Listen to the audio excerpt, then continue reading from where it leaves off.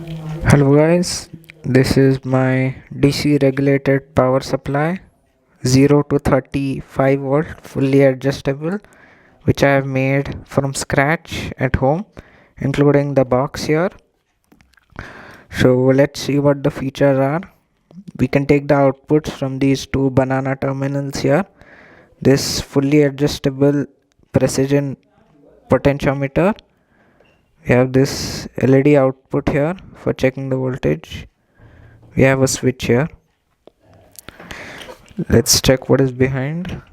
Here we take the 230 volt AC mains input from a standard 3-pin plug, and we have the fuse here. It's a 4 amp fuse since this is a 3 amp design supply. Now I'm going to take the top off. Let's see, get into the specifics here. So we have two broad parts here. First we have the transformer step down and the PCB here. So going from the start, here we take the AC input over there. It goes through the fuse, through the switch here, and goes to the transformer's primary.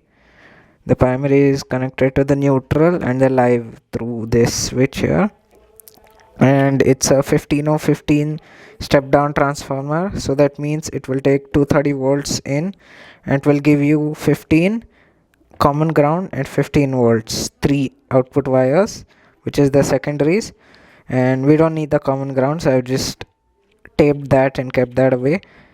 And I've taken these two AC outputs here, 15 and 15. So if we take those two, the voltage across that, we're going to get 30 volts AC. So that goes here onto this screw terminal, onto this PCB here, which as you can see is not a perf board. It's a DIY fabricated PCB which I have made at home. I have etched it myself and made the PCB design on Proteus 8 Professional, the PCB design software. And yeah, so now going on to what is on the board. The 30 volts AC input is going to go to this KBL10 bridge rectifier IC. It's a 4-pin IC which will take to the AC input, and it will give you the two DC rectified outputs up to 4 amps. It can give output, so it's a very good, nice, cheap way of rectifying instead of taking 4 diodes, which you normally do. And after that, the rectified volt AC goes here to this filter capacitor, which is 4700 microfarad, and that's a very high value, so we're going to get very low ripple. It's a electrolytic capacitor. And along with that, we have here a 10k bleeder resistor, so that once we switch the supply off, all the charge which is stored in the capacitor will safely get dissipated through this. It reduces the risk of getting any shocks.